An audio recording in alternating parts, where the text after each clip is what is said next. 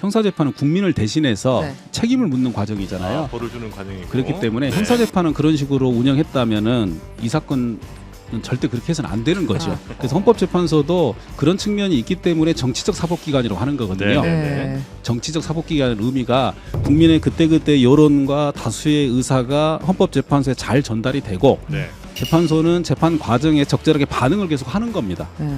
그래서 예측 가능한 재판이 좋은 재판인 거죠. 그 만일에 결론을 내릴 생각이시면 6월 3일 전에 내시는 게 맞다고 생각합니다.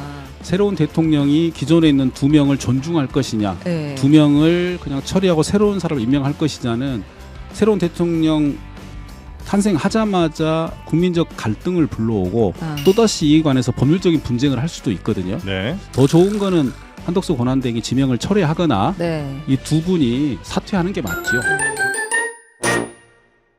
네, 선물 내용이 부실하면 포장이 세지게 마련입니다.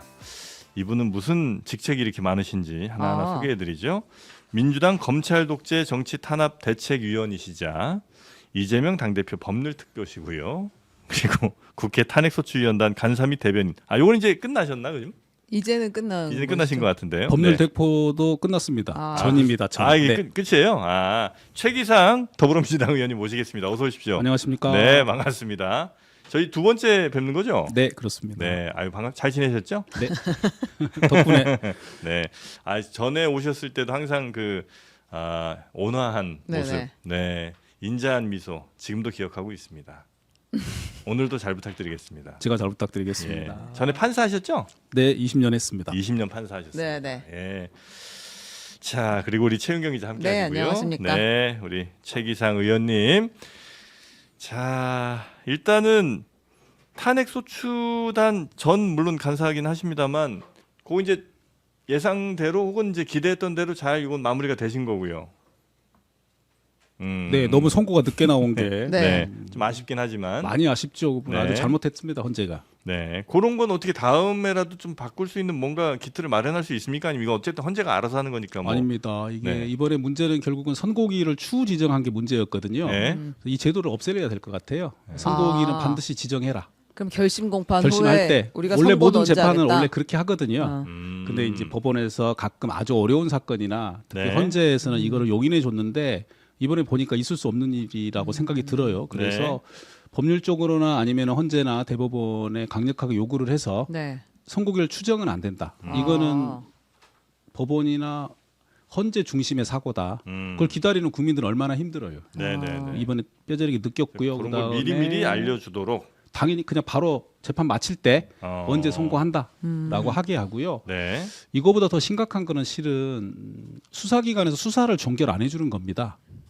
그것 때문에 고통받는 분이 너무 많아요. 네. 예를 들면 그러니까 자기가 무혐의로 종결한다거나. 피의자나 이렇게 피고 발인이 돼 있는데 부르지도 않고 끝났다는 얘기도 없고, 근데 한두 번 불러놓고는 가서 얘기도 했는데 아무 소식이 없어요.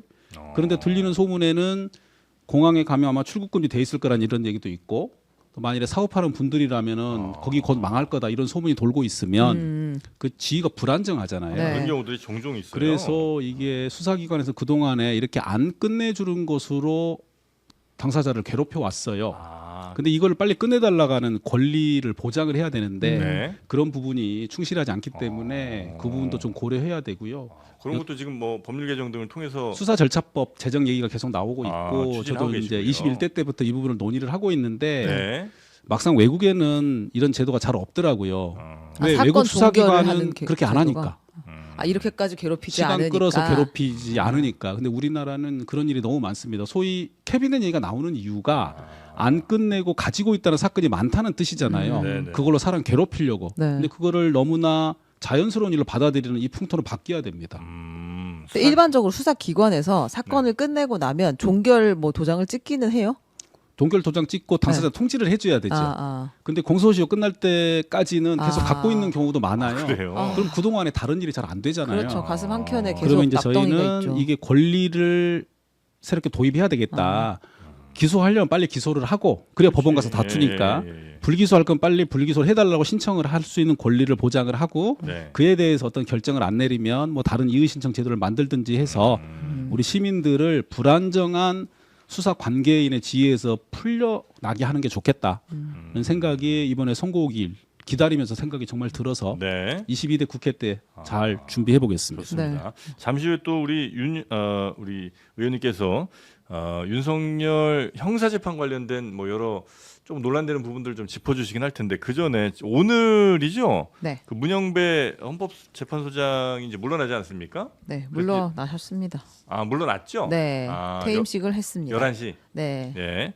근데 이제 어제 뭐 강연에서 이 관련된 또 탄핵소추 관련된 이야기들을 좀 언급한 게 있어서 네. 그거 좀 짚어볼 내용들이 있다고요. 조금 이제 인상적인 말들이 있었어요. 네. 그러니까 만장일치를 위해서 노력해야 할 사건이라고 저희가 공개적으로 밝힌 적은 없습니다만 만장일치를 이뤄내기 위해서 많은 노력을 했다고 말씀을 드리고 싶습니다. 아 그러니까 윤석열 탄핵 심판에 대해서 네, 탄핵에서 왜 늦어졌는지에 대한 질문들이 이제 계속 있었을 거 아니에요. 예. 근데 이 만장일치까지 가기 위해 매우 노력을 많이 했다. 그 얘기는 그럼 만장일치가 아니었다는 거예요 처음에는. 상당히 좀 힘들었다는 그 이야기를 우회적으로 하기는 했고 그리고 아. 설득을 통해서 결국에는 이뤄내려고 했었다. 그러면 그 전에 있었던 뭐 5대 3이니 6대 2니 이런 얘기들이 사실이었을 가능성이 꽤 높네요.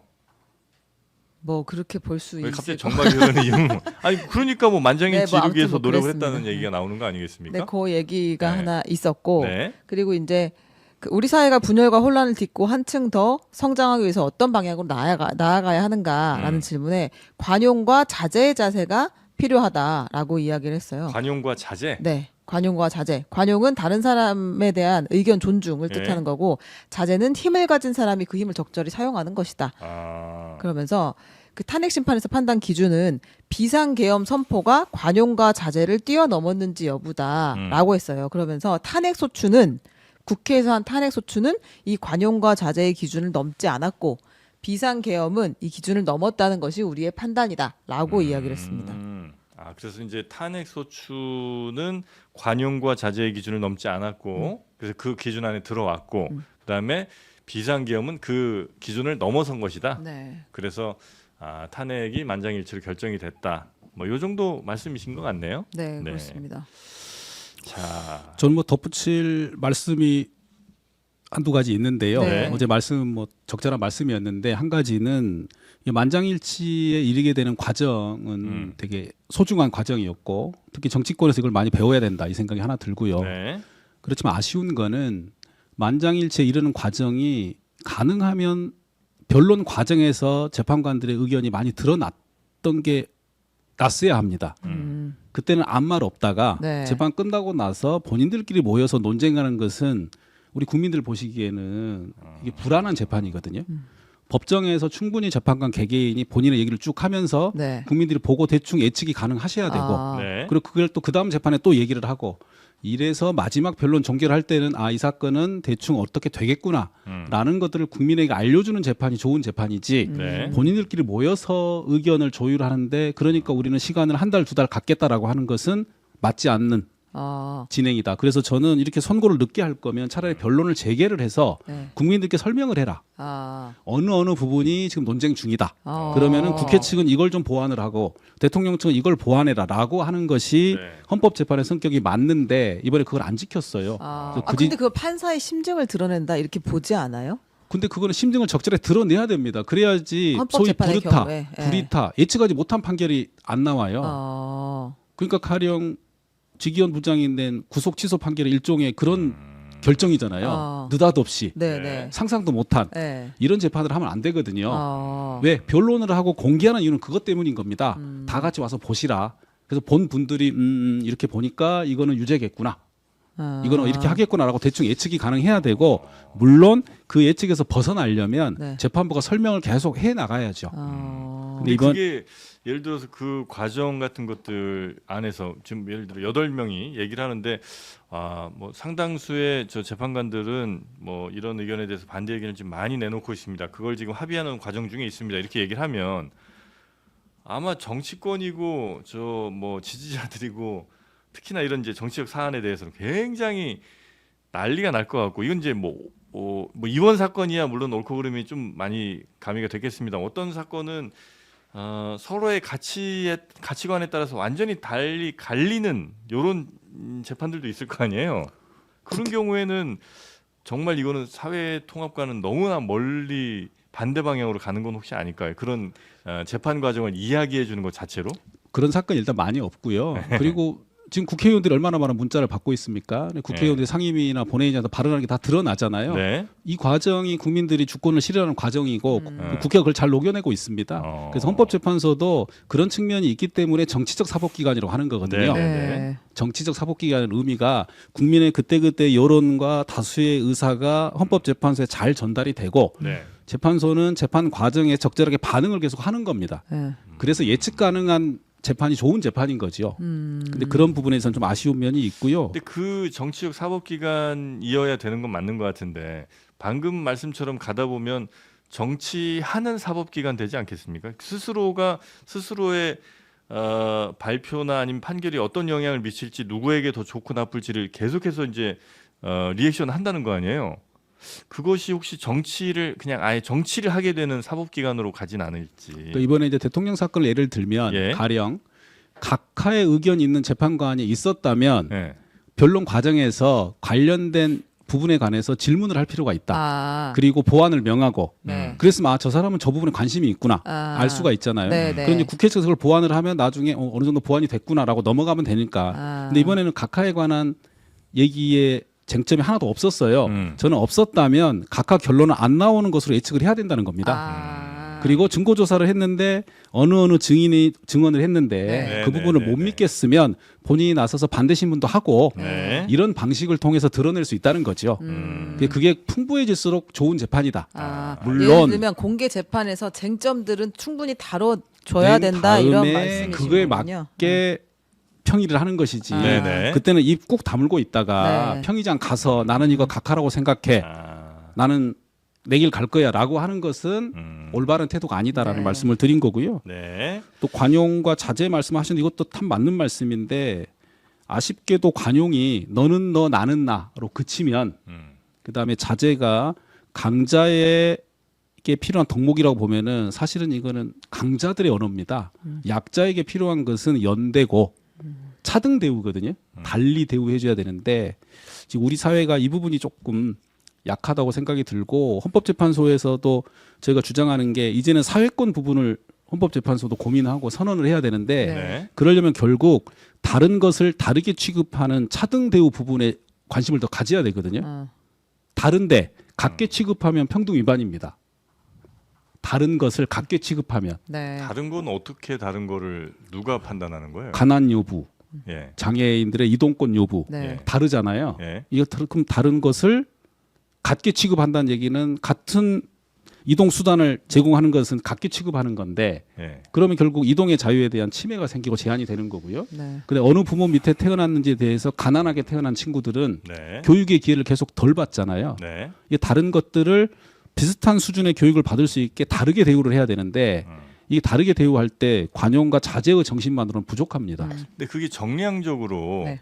매우 심플한 경우는 있겠죠. 예를 들어 뭐 재산의 유무 혹은 뭐 장애의 유무 이런 것들은 뭐 외형적으로도 좀 더 명확하기도 하고 뭐 판단하기도 뭐 어렵진 않은 것 같아요. 수입이 얼마인지 뭐 가지고 있는 재산이 얼마인지는 매우 심플하니까. 근데 우리 사회의 다른 것들이 또 삶에 영향을 주는 것들이 오로지 돈과 뭐 장애 여부만은 아닐 거 아니에요. 심지어 뭐 아주 심플하게는 외모 같은 것도 사실상 삶에는 굉장히 큰 영향을 미치고 누구는 잘생겼다는 이유만으로 굉장히 큰 혜택을 얻기도 하고 누구는 또 뭐 그렇지 않기도 하고요. 그런 것들도 다 재판에 반영을 해야 되는 건 아닐 거 아니에요. 그러니까 이제 저희가 사회권 영역을 얘기하면서는 예. 그러니까 저희가 인간다운 생활할 권리나 예. 기본적인 의식주에 관련한 최소 기준을 올리자는 논의가 많이 있는데 네. 이제 그때마다 나라에 돈이 없다거나 말씀하신 대로 기준이 명확하지 않다라고 하면서 미뤄지고 있기 때문에 드리는 말씀이었고요. 네. 가령 그렇게 따지면 어느 기업에서 회장이란 자들이 100억 이상의 돈을 받는 것에 대한 근거를 대라고 아무도 근거를 못 댑니다. 100억 이상의 연봉을 급여 받는다 받는데, 칠 때 네, 근데 근거를 대라는 근거가 없어요. 100억을 안 받아야 되는 이유도 근거는 없잖아요. 반대로 그러니까 받아야 되는 근거는 없는 겁니다. 네. 안 그 받을 아래 근거는- 직원하고 20배 차이가 나는 근거를 대라는 근거가 없어요. 가령 예. 그래서 저는 이제 그 부분에 관한 논의보다는 이 아랫부분에 대한 논의를 헌법재판소가 해야 네. 될 때다라는 네, 네. 측면에서 네. 이 관용과 자제라는 말씀에 조금 네. 아쉬움을 아. 표명한 정도라는 말씀드립니다. 이 정도 가겠습니다. 알겠습니다. 자, 그리고 윤석열 형사재판 네. 지금 이제 진행 중인데 여러 뭐 특혜 논란이 좀 있습니다.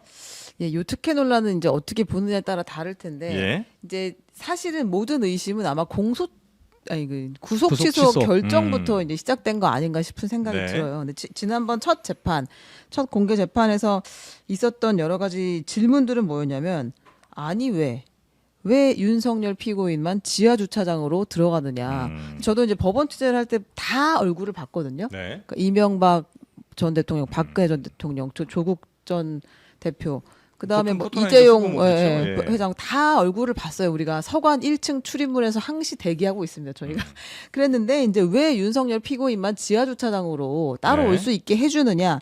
이게 이제 우리가 알고 있는 그 유명한 사람들의 공개 재판에서는 사실 본 적이 없었던 대목이기는 하거든요. 그거 하나.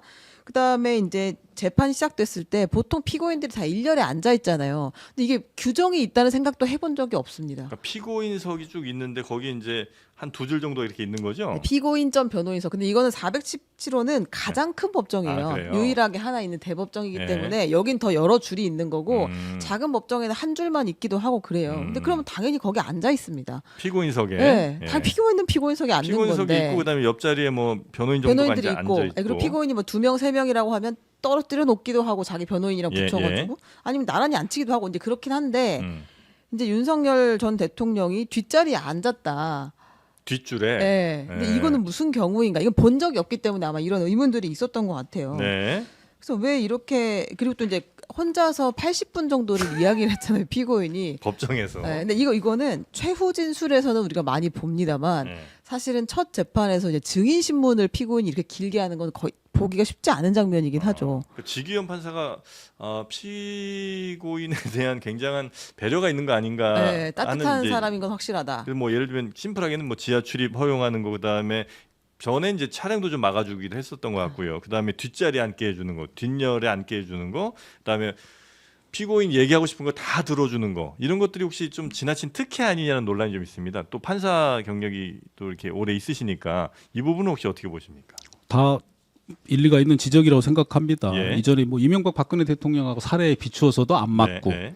그리고 지금 현직 신분도 아니고 그리고 구속 상태도 아니고 불구속 상태잖아요. 네. 지금도 아주 자유롭게 자기 하고 싶은 말을 아무 때나 지지자들이 향해서 하고 있는데 다른 보통의 피고인들한테는 전혀 해당되지 않을 여러 혜택들을 주고 있다는 것에서 오해를 살 수가 있어서 네. 재판하면서 이 부분은 다 교정을 해 나가야 된다 이렇게 생각이 들고요. 가령 그래서 21일 날 이제 두 번째 재판을 하니까 네. 그때는 일단 촬영은 허가하기로 했고요. 네, 두 네. 번째로는 이 앞줄에 앉게 하는 것도 재판장이 지휘를 하면 되거든요. 네. 그 다음에는 그 아무 때나 끼어들고 말하는 거 네. 이것도 소송 지휘권을 행사를 해서 네. 못하게 못하게 해야 되고요. 이제 거기에 대해서 불복하는 게 쌓이면 나중에 혹여 이제 재구속할 때 사유로 추가될 수도 있는 거기 때문에 일단 재판장이 재판의 주재자로서 재판 절차를 장악을 해야 되는데 그거는 아마 1차 변론기 공판기일 때는 잘 못했던 것 같아요. 그래서 2차 때부터 그 부분을 강하게 여론이나 주장을 좀 해서 윤석열의 그런 모습은 다시는 안 나오게 네. 만들어야 될 것 같습니다. 그러니까 왜 그런지가 이제 저희는 좀 궁금하긴 한데 예를 들면 지기현 판사가 정말 너무나 편향된 사람이라 그럴 수도 뭐 있을 수는 있겠지만 근데 아유 뭐 저는 그 가능성은 좀 설마 그렇게 하겠느냐는 생각을 좀 갖고 있고요. 그거 아니면 지기현 판사도 사실 굉장히 큰 사건이란 건 뭐 본인이 더 잘 알 테고 네. 그러니 어떻게 하든 논란이 될 수 있으니 가장 안전하게 가는 방법은 전에 어떻게 했나를 보고 전에 하는 거 그대로 따라하면 적어도 본인이 그렇게 욕먹을 일은 없을 테니까 전에 사례들을 그래도 뭐 참고하고 그대로 하면 될 거 아니에요. 근데 전에 했던 사례들과 너무나 다르게 가고 있으니까 도대체 이 사람 왜 이럴까? 안 그래도 지금 오해가 많이 쌓이고 있는 상황인데 굳이 이런 형사재판의 재판정 안에서까지 이렇게 하면 나중에 다른 사람들이 이 재판 결과에 대해서 수용하지 못할 가능성도 꽤 있잖아요. 그런 위험성을 감수하고라도 이렇게 하는 이유가 뭘까? 그냥 너무 당황해서 어떻게 해야 될지 모르고 우물쭈물하는 건가? 등등 여러 생각이 좀 듭니다. 왜 그럴까? 말씀하신 후자 쪽이 지금으로서는 그랬던 것 같고요. 그래서 지금 여론에서 지적을 하니까 당장 촬영 부분을 허가로 바꿨기 때문에 네. 이제 이 두 번째 재판에서 어떻게 소송지를 하느냐를 잘 지켜봐야 되고요. 네. 만일에 두 번째 소송지 때도 이런 문제가 있는 소송지가 나온다고 그러면은 그때 가서는 검찰에 얘기해서 이거는 법관 기피 신청을 내라고 압박을 하든지 아니면은 재판부에 소송지에 관한 문제 제기를 좀 세게 해야 될 것 같습니다. 말씀하신 대로 네. 이걸 그대로 계속 놔뒀다가 혹시 증거조사 과정이나 네. 앞으로 실체 심리 관련해서 허술하게 하거나 잘못된 방향으로 이끌어가고 게다가 검찰에서 이 부분에 관해서 제대로 이유를 제기하지 않으면 항소심에 가서 교정하지 못할 정도의 결과들이 판단이, 쌓여갈 수가 네. 있거든요. 네, 네. 그래서 더더욱 더 많이 관심을 갖고 감시하고 견제해야 될 필요성이 생겼다 이런 생각은 듭니다. 네. 하여튼 뭐 저는 이제 재판정에 이렇게 뭐 갈 일이 많지는 네네. 않아서 안의 모습이 어떤지는 뭐 잘은 모르겠습니다만 언론에 이렇게 나오는 거 보면 확실히 지금 윤석열 전 대통령에 대한 이 재판 안에서의 배려가 좀 지나친 거 아닌가 하는 생각이 그냥 들긴 하더라고요. 기사만 접해서는. 지나칩니다. 맞습니다. 아. 네. 이런 거 보통 다른 때는 이런 네. 시도 자체 안 하죠 아니, 피고인들이. 그러니까 이게 제가 다 처음 본 장면들이라서 네. 새롭게 이제 알게 되는 일들이에요. 그러니까 앞줄에 앉지 않는 것은 본 적이 없으니까 별 생각이 없었고 다 그냥 이제 포토라인 세워놓으면 그리로 오니까 그냥 그런 거라고 생각했었고 큰 재판은 다 앞에 스케치를 하니까 그냥 또 그런가 보다 생각했지. 이게 이제 이렇게 다 다르게 적용되는 게 좀 네네네. 신기한 대목이기는 하다. 근데 네. 이제 지기현 판사가 좀 그런 캐릭터이기도 하긴 합니다. 지기현 판사가 예. 어떤 캐릭터? 아이고 이런 캐릭터이기는 잘 아시잖아요. 사실 아이고 그렇게. 아이고는 뭐예요? 그러니까 이제 모두에게 이렇게 좀 이제 과하게 친절한 스타일이에요. 그래요? 사석에서도 그렇기는 합니다. 그래서 작년에는 심지어 우수법관에 선정이 됐잖아요. 그래서 그래요. 그러니까 그게 좀 근데 만약에 그러니까 자꾸 구속 취소가 없었으면 네. 이걸 의심의 눈으로 그냥 봤을 거예요. 저 친절해서 저런가? 근데 이제 구속 취소가 있으면서부터 우리가 계속 이거 너무 이상하다 이렇게 보게 된 측면이 좀 있기는. 원래 한데 지기현 판사는 다른 피의자나 뭐 피고인들한테도 아유 앉으세요 괜찮아요 뭐 하고 싶은 대로 약간 하세요 그런 이렇게 해요. 스타일인 것 그런 같아요. 스타일이에요. 왜냐면 그 서울 변호사회에서 이거 우수법관 뽑잖아요 매년. 그 우수법관의 기준이 뭐냐면 판사가 얼마나 끝까지 말을 잘 들어주었는가, 그다음에 뭐 요청 사항들을 반영해 주었는가, 그다음에 이제 설명을 잘 해줬는가, 이제 이런 것들을 변호사가 체크하거든요. 거기서 우수법관이었다. 이제 변호사 입장에서는 그쵸 피고인의 들어주고, 이야기 좀 예. 들어주면 좋으니까. 결과야 대쪽 같고 추상같이 내더라도. 일단은 들어주는 거. 네, 뭐 근데 그렇더라도 형사재판에서는 그렇게 하면 안 됩니다. 민사재판이나 행정재판은 우리 국민들께서 네네네. 이 어려운 문제를 해결해 내라고 판사한테 요구하러 가는 거기 때문에 네. 판사는 그 충실히 따라야 되지만 그렇게 해야 되지만 네. 형사재판은 국민을 대신해서 네. 책임을 묻는 과정이잖아요. 벌을 주는 과정이고. 그렇기 때문에 네. 형사재판은 그런 식으로 운영했다면은 이 사건은 절대 그렇게 해서는 안 되는 거죠. 한 가지 높아심과 한 가지 이제 그 전망을 해보는데 네. 지금 윤석열 피고인 측에서는 계속해서 이 절차의 문제를 삼고 있잖아요. 예를 들면 이제 공수처가 직권남용으로 수사를 했고 검찰이 그냥 기소를 한 건데 수사권 있냐? 그 공수처가 가져온 증거 이거 채택할 수 있어? 그러니까 위법 수집 증거라는 주장을 계속해서 할 거고 그리고 아니 이게 지금 수사권이 없는 공수처에서 시작한 것 자체가 문제니까 공소 기각을 해야 된다는 주장도 계속 하게 될 텐데 이 재판에서 그럼 이게 되게 치열하게 붙을 거 아니에요? 받아들여질 가능성도 있습니까? 전체적으로는 결론적으로는 받아들여질 가능성이 거의 없는데요. 네. 이제 문제는 이 재판부의 3명이 그런 변호인들의 주장을 감당을 해내기가 쉽지 않을 겁니다. 왜냐하면 지금 공수처 생긴 이후에 그다음에 검경 수사권 조정 생긴 이후에 이런 문제가 법정에서 문제가 되고 쌓여 있는 선례들이 잘 없어요. 대부분 이번에 이제 결론을 내려야 되는데 헌법재판소는 8명의 재판관이고 그다음에 10명, 20명 되는 연구관들이 보조를 해주는데 네. 이 사건에서는 3명의 재판장이 재판부 구성원들이 이걸 다 도맡아서 해야 되잖아요. 그리고 다른 사건도 계속 진행하고 있고 그러다 보면 이게 무슨 결정을 할 때 시간이 좀 계속 미뤄질 가능성도 있고 네. 계속 검토를 해야 되는데 또 본인들이 시간 내서 해야 되니까 그러다 보면 윤 대통령 측에서 원하는 방식대로 재판이 계속 지연되는 이런 결과가 나올 수가 있어서 네. 이 부분을 어떻게 검찰에서 이거는 검찰에서 재판부를 도와줘야 되지 않습니까? 네. 정확하게 입장을 내고 근거를 내고 논리를 만들어줘야 되기 때문에 재판부 못지않게 검찰에 대한 견제와 감시가 필요한 그런 상황으로 보입니다. 공소 유지를 위해서 최선을 다하고 검찰이 있는지. 최선을 다해도 왜냐하면 검찰은 인원이 충분하거든요. 네. 다른 사건 보시다시피 검사만 10명도 있고 또 그 안에 다른 보조 인력들이 많이 있기 때문에 근데 법원은 없어요. 네. 오로지 3명이 보안 유지하면서 재판을 해야 되니까 네. 검찰의 역할이 정말 중요한 아, 공소 유지에서. 아, 검찰을 많이 신뢰하진 않으시죠? 지금 이 사건에 한해서도 전체적으로도 신뢰가 하지 않습니다. 네. 그래도 일을 제대로 하게 감시를 하고 네. 뭐 국회에서도 앞으로 계속 법무부 장관 등을 통해서 간접적으로 공소유지에 최선을 다하고 그 결과물들을 계속 내놓으라고 요구를 할 계획입니다. 또 제- 하나 네. 저의 전망. 지금 이제 지기현 판사가 어쨌든 형사합의부장으로 지금 연한을 거의 다 채운 거잖아요. 올해가 3년 차라고 하면. 근데 길게는 제가 5년까지도 하시는 분을 보긴 했으나 보통 3년이면 다 인사이동을 하지 않나요? 내년 2월이면 이분은 떠날 가능성이 있고 그때까지 재판이 지금 2주에 3회 한다는 거는 집중 심리를 한다고 보기는 어려워서 안 끝날 가능성이 있을 것 같은데. 그리고 이 사건은 지금 대통령 사건 전에 다른 내란죄 관련된 분들 재판을 하고 있었잖아요. 네네. 그래서 지금 기존에 하고 있었던 다른 사건들, 내란죄 사건들이 조만간 다 종결돼서 끝날 거고요. 네. 그리고 대통령 외 다른 피고인들 사건이 먼저 진행됐기 때문에 속도를 내기 때문에 한 두세 달 지나면 속도를 확 낼 수 있습니다. 아. 이미 다 사건을 다른 빡빡 사건에서 쳐낸다고요? 심리가 끝났고 네. 그런 부분들이 재판부에게 형성이 계속 돼가고 있기 때문에 네. 대통령 측에서 새로운 얘기를 해도 이미 다 다른 재판에서 주장했거나 검토했던 부분이기 때문에 네. 그래서 초반에는 약간 시간이 걸릴 수 있으나 네.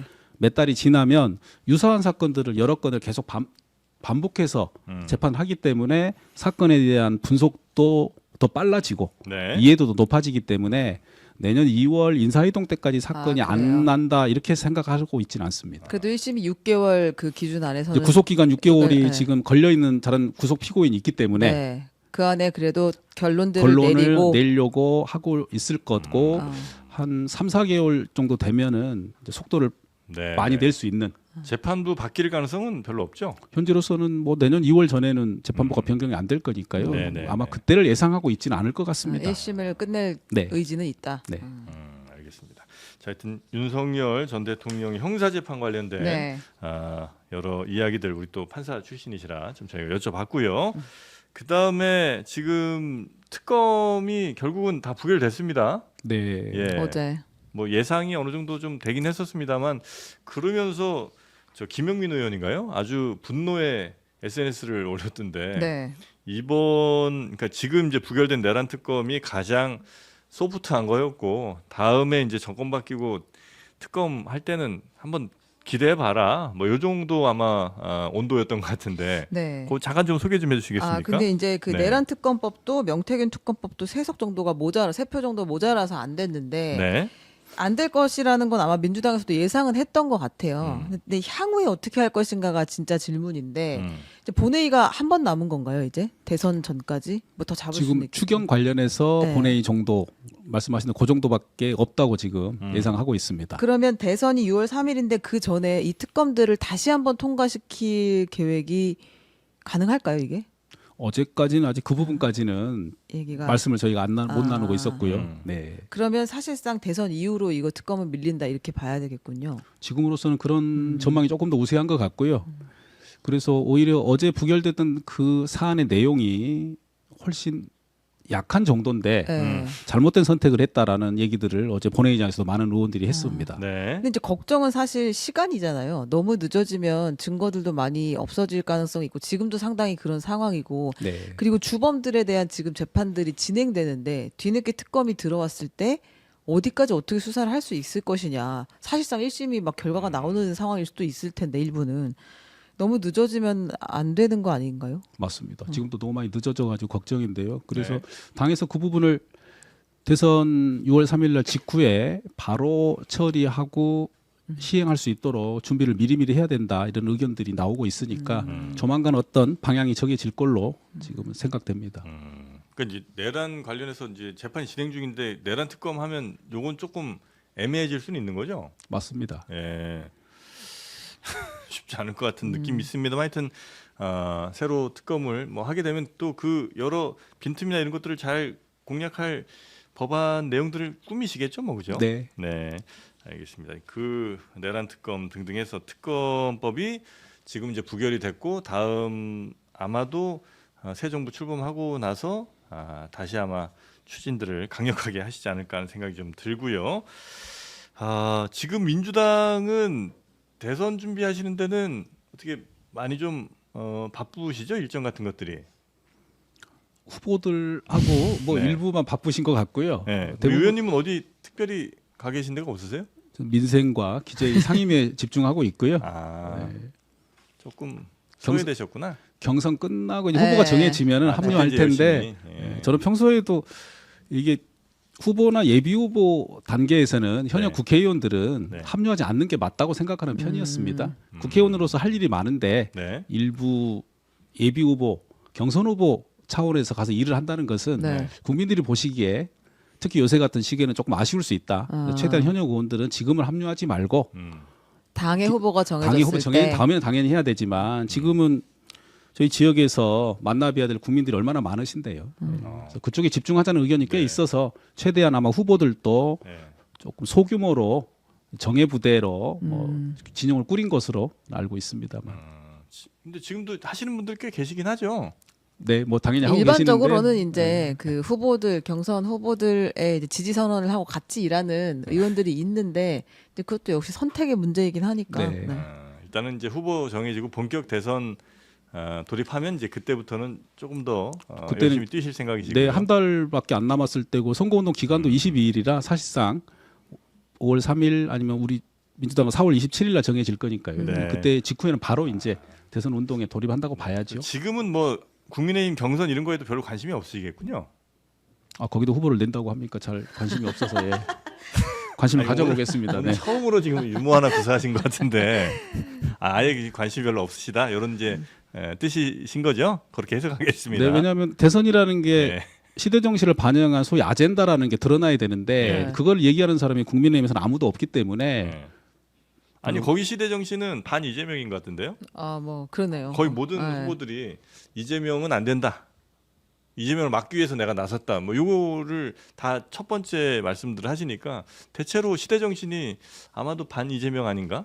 압도적으로 국민들께서 지지하는 후보 중에 한 명인데 네. 그러면 그 지지하는 국민들을 반대한다는 뜻인지 나중에 꼭 좀 물어봐야 되겠습니다. 네, 알겠습니다. 혹시 정말 뭐 별로 이렇게 아주 중요하게 또 무겁게 말씀하실 건 아니고 국민의힘 뭐 여러 예비 후보들 가운데 저 사람이 국민 어떤 당의 대선 후보가 된다는 건 정말 너무 비극인 것 같다. 이런 분도 계십니까?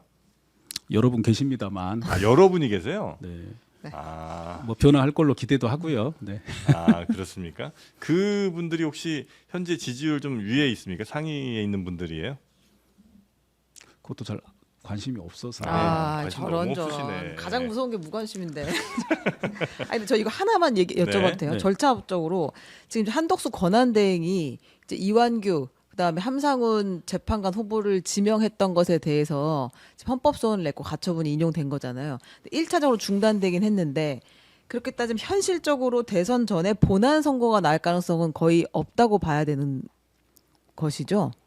뭐 7분이 심리해서 결정을 내릴 수는 있기 때문에 네. 그 부분에 관해서는 뭐 저희가 예측하기가 조심스러운데요. 네. 근데 만일에 결론을 내릴 생각이시면 6월 3일 전에 내시는 게 맞다고 생각합니다. 아. 만일에 6월 3일까지 결론 안 내리고 사건이 계류 중인데 새로운 대통령이 됐을 때 새로운 대통령이 기존에 있는 2명을 존중할 것이냐, 네. 2명을 그냥 처리하고 새로운 사람을 임명할 것이냐는 새로운 대통령 탄생하자마자 국민적 갈등을 불러오고 아. 또다시 이에 관해서 법률적인 분쟁을 할 수도 있거든요. 네. 그런 측면에 따지면 네. 헌재에서는 6월 3일 전에 결정을 하려고 노력해야 되고 아. 더 좋은 거는 한덕수 권한대행이 지명을 철회하거나 네. 이 두 분이 사퇴하는 게 맞지요. 아. 권한 없는 자에 의해서 지명받은 것을 수락한다는 것 자체가 이 헌법적 관점에서는 있을 수 없는 일이기 때문에 본인들이 사실은 약간 부끄러워하시면서 네. 지금이라도 사퇴하면 깔끔하고든요.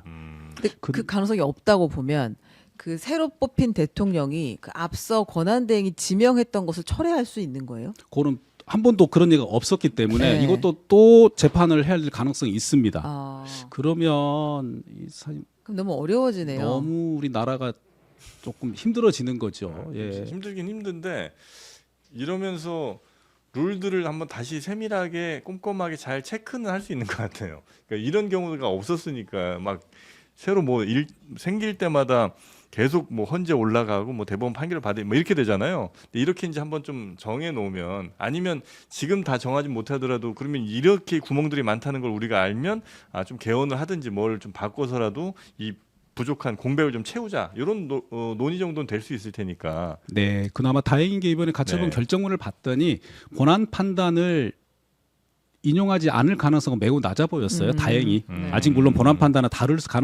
수도 있지만 네. 그 내용을 쭉 봤을 때 본안 판단을 7분이 하더라도 네. 기각할 가능성은 잘 엿보이지 않아서 아. 조심스럽게 차라리 6월 3일 전에 그냥 인용 결정을 하는 게 해주는 어떨까. 것이 더 네. 낫다. 예전에 같이 이제 뭐 함께 하시던 뭐 판사분들이랑 같이 무슨 단톡방 이런 것도 있을 거 아니에요. 아, 전에 직장에 예. 없습니다. 그거는. 없어요? 네. 외길 인생입니다. 그래요? 판사분들끼리 그렇게 서로 뭐 이렇게 얘기하고 이런 논의하고 이런 게 별로 없구나. 아니 판사들 사실 논의 많이 해요. 아, 그래요? 네. 어. 근데 스타일이 좀 다르죠. 이게 뭐 오해를 받을 수 있기 때문에 네. 네, 중간 고리를 통해서 현직 판사나 현직 아, 재판관 연결될 수가 있기 때문에 네네네, 애초에 알겠습니다. 그냥 네. 왜냐면 이제 이런 뭐 법적인 문제나 뭐 이슈 같은 게 이제 나왔을 때 판사분들도 뭐 그런 생각들을 하실 수 있잖아요. 네. 이건 좀 아닌 것 같은데 아니면 이거는 이렇게 가는 게 맞지. 이제 이런 얘기들을 서로 뭐 단톡방이라든지 어디 뭐 커뮤니티 이런 데서 쭉 얘기를 좀 하실 수도 있을 것 같은데 거기서 뭐라고들 하시나 궁금해서 여쭤보려고 했는데. 현직들은 하고도 있고 법원 내부에 있을 때는 뭐 내부 게시판에 글도 올리거나 했는데 요새는 잘 안 하는 것으로 왜냐하면 했으면 보통 언론에 나기도 하지 않습니까? 네. 예전에 뭐 검사들이 이렇게 했다, 판사들이 이렇게 했다 기사가 나기도 했는데 최근에 많이 좀 위축되기도 하고 네. 좀 조심하는 것 같습니다. 근데 영장 전담 판사님들 얼마나 외롭겠어요. 매일 매일 사람을 이제 입고하느냐 결정을 나 혼자 해야 되는 그 고통이 있잖아요. 그러니까 이제 밤에 남아 있으면 서로 그러니까 영장 전담 판사끼리는 조금 이제 얘기를 하는 것 같아요 보니까. 그래요. 너무 이 혼자 결정을 내가 다 하기가 인신구속 너무 결정을 하기가 외롭지. 외롭잖아요. 그러니까 네. 얘기를 한다. 그리고 전직 판사님들은 지금 보니까 페이스북에서도 이제 토론들을 하시더라고요. 예를 들면 권한쟁의 임명 관련해서 대행의 임명권이 어느 정도인지 막 논쟁도 있고 하더라고요. 그러나 우리 최기상 의원님은 뭐 그런데 참여는 따로 안 하고 계시다. 네, 일반 시민들의 의견을 주로 듣고 있습니다. 저는. 알겠습니다. 국회의원은 보람 되세요? 지금 요즘에? 국민들의 삶이 개선되는 게 좀 늦기 때문에 보람이라고 말씀드릴 정도는 아닌 것 같고요. 아직은. 네. 네. 국회의원 하긴 잘했다 생각은 좀 하세요?